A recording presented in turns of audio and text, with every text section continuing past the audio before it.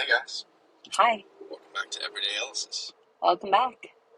Thanks for being here. We are driving to Disneyland Woo!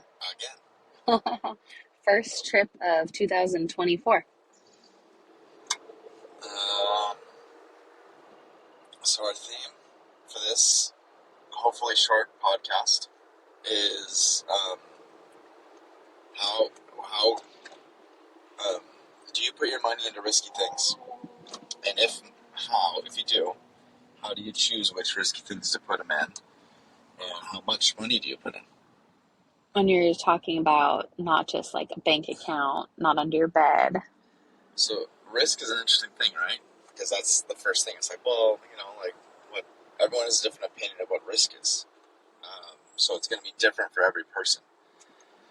And since there's really only two people talking right now, it's going to be hard to hit all those different things. So, but you can look at risk.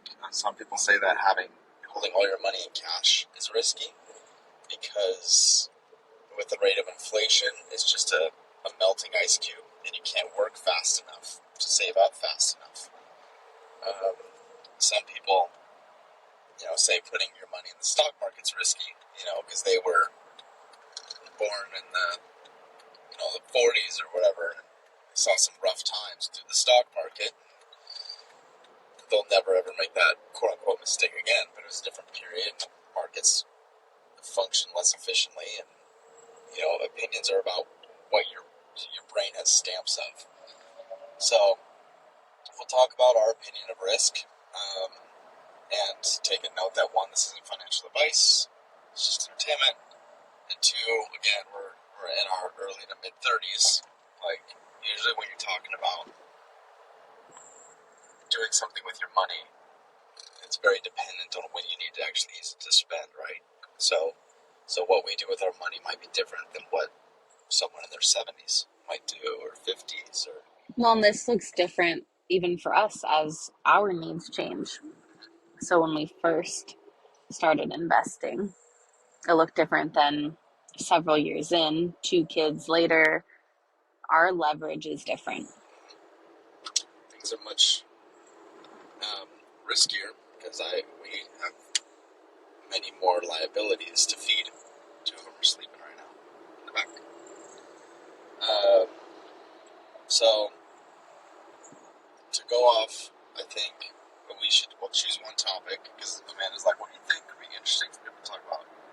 And I think two of the things that people talk to me most about is real estate and crypto or stocks. Like, those are just the common ones. Not a lot of people come up and like, "Hey, tell me about small business. Hey, let's talk about commercial real estate." Hey, those things don't come up. Real estate, I think people grasp their mind around it nicely because everyone lives in a home. Everyone understands the concept of, and a lot of people have rented at one point. So I say we stay on cryptos and stocks. And the concept of diving into cryptos and stocks, right? So the level of risk is how comfortable you are with it, and then how comfortable you are with it is how much education and knowledge you have on each topic. And such, crypto and stocks, there's like 3,300 different stocks. I think there's even more funds than there are stocks out there to be bought and traded. How do you know everything about all that? Well, you don't. To be the best people to learn from are going to be Warren Buffett, Charlie Munger, Benjamin Graham was the OG. There's lots of good traders out there, a lot of good hedge fund people that put out podcasts and YouTube videos. Just be careful what you're ingesting. But my point is, as you gather this information, find your own niche. Because if you go out there and you learn a little bit about everything, then you pretty much only know a little bit still, right? You still only know a little bit. And to know only a little bit about something when you put money in is risky. It pretty much means you're putting your money in something you don't know that much about. But if you choose something where you think there might be an opportunity, and then you learn a lot about that one thing, it's like the Jet Li phrase, or whoever it was, where it's like, I don't fear a man that knows 1,000 kicks. I fear a man who knows one kick and he's done it 1,000 times. So to go back a little bit, you got into investing not because this was something you grew up doing, not because you were exposed to it, you had a million reps as a kid or anything. It's something that was shared with you by someone else, and you found a mentor. And you found a mentor that wasn't someone you could even talk to necessarily. It was podcasts that you were listening to, YouTube videos that you were listening to, books that you bought and read, different ways that you did that concept that you just talked about, where you picked something and you started learning about it in the way that you could. Yeah. So Charlie Munger calls it the imminent dead, right? It's people write their knowledge down on paper, reading it or listening to it or whatever is the same as spending time in the room with it. And we are the combined example of what we are around most. So we're the combined of the 5 closest people we spend time with. So essentially, if you want to be a genius or at least partially competent stock or business buyer, if you were to spend the next 5 years talking to no one on this planet except for Charlie Munger or Warren Buffett, you'd actually turn out pretty good at the process, right? Because you wouldn't be getting influenced by any other people that don't do those things. You're just absorbing that mind. You become closer to that mind. And that's the simplest form right there. John's not saying any of this is easy, but the simplest form is to find one thing you want to invest in and learn from one mentor even, and start there. And rinse and repeat. It's all about reps, right? You don't hear one thing and know it. Continually ingest these people that have known the way. And for me at least, every year my mind gets a little bit deeper in understanding the same exact words that they said. But now let's talk about risk allocation, right? Because you talk about all these global things, and you're like, okay, that's all fine and dandy, but what do I buy? And the what do you buy thing, I think the easiest way to put an opinion on that people would be like, yeah, okay, is the Lollapalooza effect, which is the hardest thing to do, but it's the easiest thing to understand, is the Charlie Munger thing of the markets are all big one interconnecting system. One thing connects to another. But if you just sit back and watch it and you're a part of it enough, just like watching a ball fly over in the wind and it's getting adjusted, if you do it enough, you'll know exactly where that ball's going to be and you can just smash it out of the air. It's just reps and being within the system. But don't go swinging balls if you're a football player, right? So choose what your one thing is. And for them, it was not tech, right? For them, it was insurance companies and real estate companies. And for me, for our first stock that we traded, it was PG&E because I was a fireman. I'm a fireman. And I understand wildfires, and I understand large companies, and I understand the concept of dips. And when the wildfires hit in 2016, Remember. and PG&E was just getting put through the ringer. I mean, that wasn't going to go to zero. PG&E wasn't going to go to zero. So when it goes down, I'm like, well, eventually it'll go up. I'm willing to wait 5 years. And then I realized I didn't have to wait 5 years. I only had to wait 2 months each time. Well, and up and down, up and down, up and down. Yeah, and also we invested during COVID, and we invested in things that we knew were going to be, or we thought, right, would be affected by travel because of COVID. So just being aware of what's going on. That's the more global perspective of like, okay, we see an opening in the market affected by the system around us. Do we understand travel more than the average person? No. Is that our niche? No. But we see an opportunity.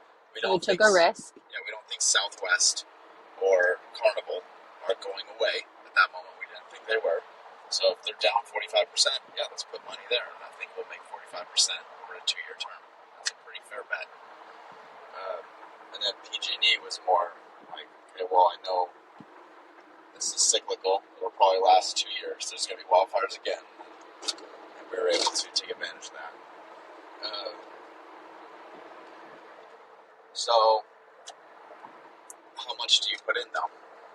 Like, what's your opinion? Let's say you're 23 years old again. Okay. How much do you see an opportunity? How much do you put in gigs?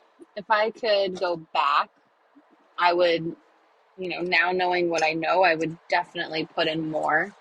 That trip to Vegas or the, new pot that I want for cooking can wait and it can grow, right? Hopefully, if I invest wisely and things go my way, then I can have 2 trips to Vegas and a whole set of culinary kitchenware.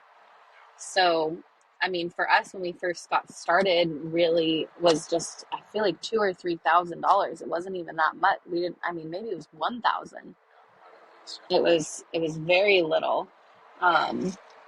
So I would just, if you even have $100, start with 100. Like, just start, because it's that, what you just said, the concept of kicking 1,000 times, 10,000 times. We've heard that multiple times, like Kobe Bryant, Michael Jordan, they all say, like, it's countless hours of doing the same thing, practicing that free throw so many times. And it's going to be the same with investing. Is like, you just have to start. So start with $10. That's it. So then there's the question. There's only going to be a few key ingredients here, right? It's choosing what you're comfortable with putting in. So that's a mirror test. Like, at this moment in my life, I am 18 years old and I've saved up $500, and you look in the mirror and you're like, if I lose all $500, I could care less. Yeah. Because I live at home with my parents, and I made this money because I was given it for a couple birthdays in a specific account, and I don't really care, right? Then send it. It goes down from there. If you start to go, ooh, this actually might hurt if I lost this, right? It's too much. You shouldn't cringe. You shouldn't, just do the mirror test at the beginning. And it should never be painful, because the point is not to stretch yourself like exercising. The point isn't to just do 20 more pounds and then get hurt. The point is to just go through the motions and let your body grow at its own rate. Same thing with investing. Go through the motions, and you'll naturally grow at your own rate. It's about repetition. Don't kill yourself on the way out the door. Just do it, and know that it's going to take a little bit. And the problem is, everyone's like, oh well, what's the one? The reality is, we all want the one slam over the fence, right? Right. Secret. If that happens to you, that's fantastic. That's not the way the world works when you're looking for it. Yeah, the odds. I hope it happens to you, but I wouldn't bank on it. Just talking about numbers. So, let's say you do the mirror test, and you're like, I'm 23, I want to spend 50% of what I've saved up. I'm willing to put on the line, and I'll be cool with it. I'm 30, and I ain't willing to spend 50% of what I own. Like, I got a kid now, and I can barely risk. Okay, well, let's say you don't own a house, you're still renting, you're trying to get that down payment on a house, you've scratched and clawed. What about 1/5? What about 1/5 of what you got? So if you saved up $25,000, right, and you're like, man, I need 45 to get to a down payment, that would be the magic number for me. Well, it's going to take you a while, especially with inflation, because by the time you hit that next 45, it's actually going to be 60, because prices at homes went up. Are you willing to take 20% of your $25,000, which is $5K, and put it on something when you had a feeling that it could times 4? Like, well, that 5 now just turned into 20, and there's my home. Yeah. And this is obviously, like, if you don't have money to pay for groceries and put, your gas bill, like, we are not talking about that phase of life. Like, you're not in that season. And, for us, like, during that time, that's your season to grow, of you learn then, so that when you are back in the position to have the $5,000, you've spent time wisely learning, and you can do other things to practice. There's internet games and cash flow quadrant type stuff, like, get reps in ways that isn't necessarily tangible money, but you can still practice, and you've spent time listening in the niche that you've decided that you want to invest in. And then when you have that $5,000, great. Or you know what, you are paying your gas bill and now you have $5. Start with the five. Like just start with the five. Give up that Starbucks coffee every week and set it aside. So at the end of the month, now you have $20 and you do the 20. And there's other ways to look at it. Like everyone has their things of like frugality versus make extra. I like to think about going extra and then leveraging that extra. So instead of giving up my coffee, I give up the coffee. I'd rather miss a night or two of sleep. And therefore, that kind of sucks for like a couple weeks because it hurt physically.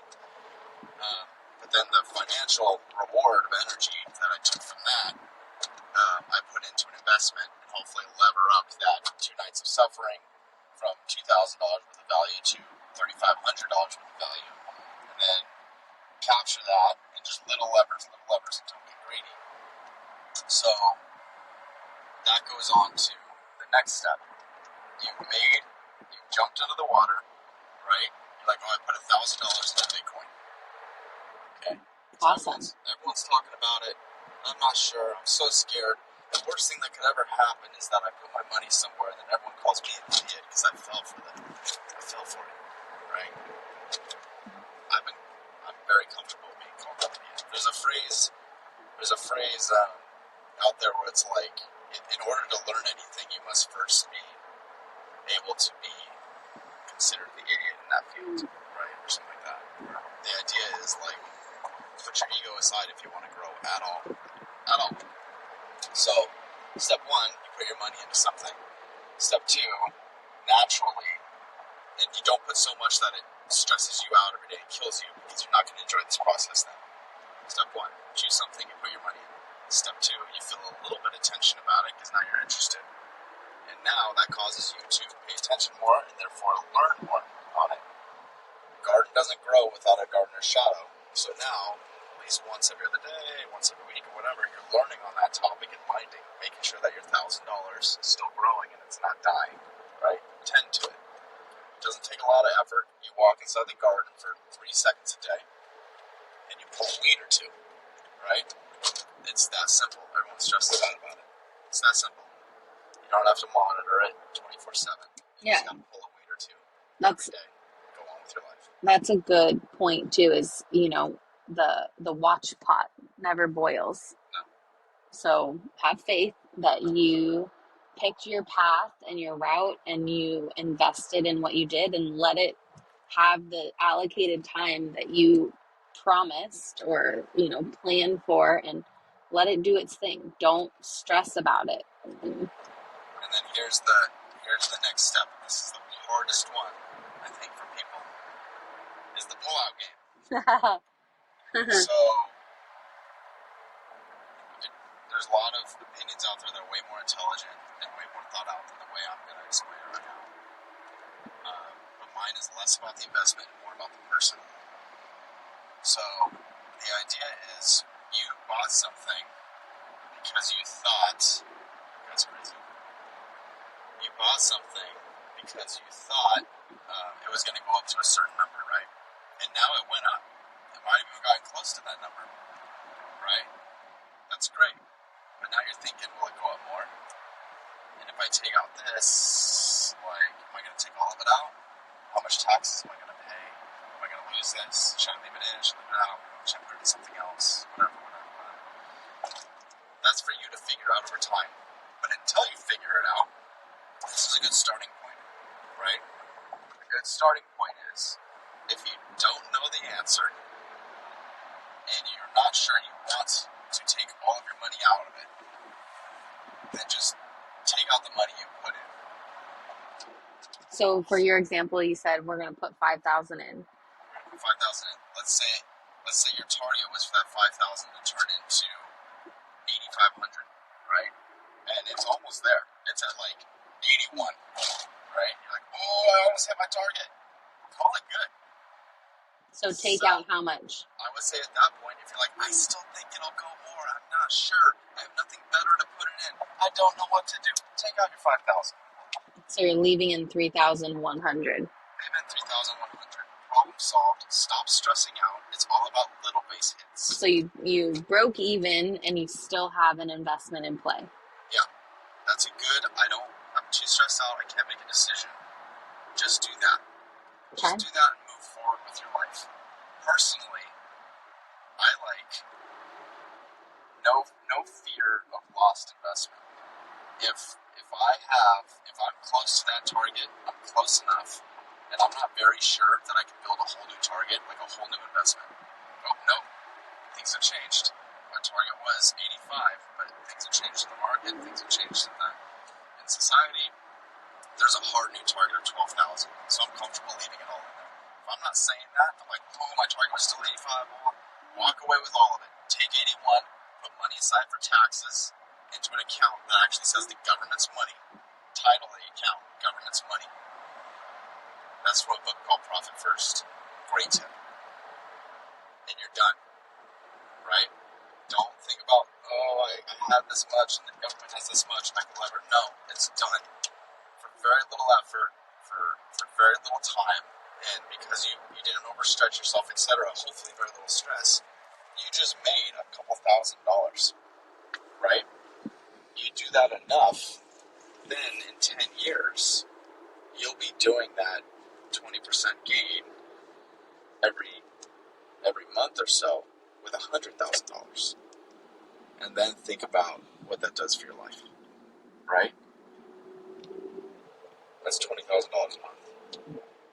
But for the majority of people, it takes time learning. You're not just going to put it all on black and you're going to get that 20%. You had to have done some research, put your own skin in the game, and let things play out the way they're supposed to. Yeah, there's it's all a balance of value and effort, the time you put in. And it's dependent upon how long the investment's in. You can say, I want to buy this thing. Like, let's talk about Tesla. So I think you can trade Tesla less than 1 year right now and pay income tax on it. I think you can trade it after 1 year and pay capital gains. And that's still a trade. It's a very short buy. I also think you can buy Tesla and say, John, I'm not going to look at it for 20 years. And I'm going to cash out in 20 years, whether it's in an IRA or it's in just a regular brokerage, which means it gets taxed every transaction versus not. This is all besides the fact. The point of this conversation is, if you want to grow a little bit, you need to go into an area that's new for you. You need to put a tiny bit of skin in the game. Don't lose a hand. Tiny bit of skin in the game. And then find some interesting growth. Because actually, you're not growing the investment, you're growing yourself. And that's okay. It's okay to grow a little bit, and for a lot of other people in this world to be better at it than you. Because who cares what they have or what they know they don't. The point is, you can do something better for yourself and your family just a little bit. And it's all it takes, just a little bit. And then you'll be just a little bit happier and have a little more options. It's just another tool in your toolbox. Things get tight financially. Okay. And for us, the number, right? So how much do we put in? We're 34, okay? We have a lot of money, like almost all of our worth, inside of a single residential investment that we live in, the duplex right now, which a lot of people would say it's not even an investment, it's a liability, because we live in half of it. So 5% of our net worth, because we know how to use debt to make other investments, buy businesses, etc. So if you take the value of all our equity we have in our home, and then the value of our stock holdings and IRAs, and you subtract our debts, right, which is our loan on our house, our circulating credit card every month, and the school loans. Taxes. Taxes is cycling, but you take those numbers, and you'll have our net worth, right? 5% of that is what I'm willing to put on something that's considered speculative. So, like, personally, I don't think Tesla's speculative. It's 20 years. S&P is not speculative. It's 20 years. Crypto, I think all crypto is more or less speculative. Put 5% on that. because I'm willing to take, at the age of 34, for 5% of everything we've worked towards to just go away for the possible returns that might come with that investment. So John has a very interesting relationship with comfort over this that I do not have. However, I see the greater goal that we have in partnership, so therefore I am on board. I just want to be clear that his comfort is a totally different comfort than mine, but I do have a different level of belief and faith in the potential that gets me to a similar place as him. I still wouldn't call it the same level of comfort, though. It is a little stressful in a different way for me than him, and that's probably for other reasons. But So let me do, like, there's a lot of models in my head. Here's a real simple one, right? We're fortunate to have our names stamped on a piece of California property. Historically, if we're not doing anything, if we're just owning the property, due to inflation and supply demand, the value of that property should go up 4 to 10% a year, somewhere around 7, right? So if I'm willing to risk 5, we're still ahead, by doing nothing, we'll still be pretty much where we're at. hopefully. And that's not even counting my ability to produce more in other ways, get better at my job and create higher income. Like, it's all one big balance. But if you don't take a little bit of push and a little bit of growth and you don't try to participate or help yourself, I don't think you can expect the universe to try to reward you. And that's what we're doing. Right. And this is the perspective that we've chosen to take in our own life. So we want growth. We want the universe to show up and provide for us in a certain way. So how are we going to show up to meet the universe in our manifestation and our work that we do? So that's it. How do you want to wrap this up? So when you talk about risk and you talk about how do I get into risk, what do I buy, etc., it's as simple as do the mirror test to find out how much you're willing to sign away. Pick something you're interested in and actually get educated about its financial value.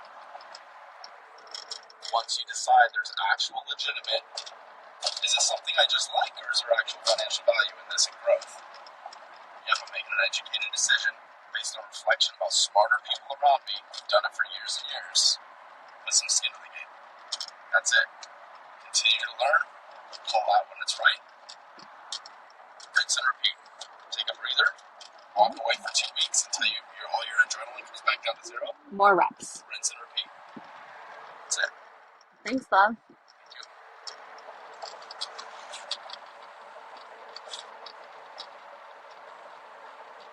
you.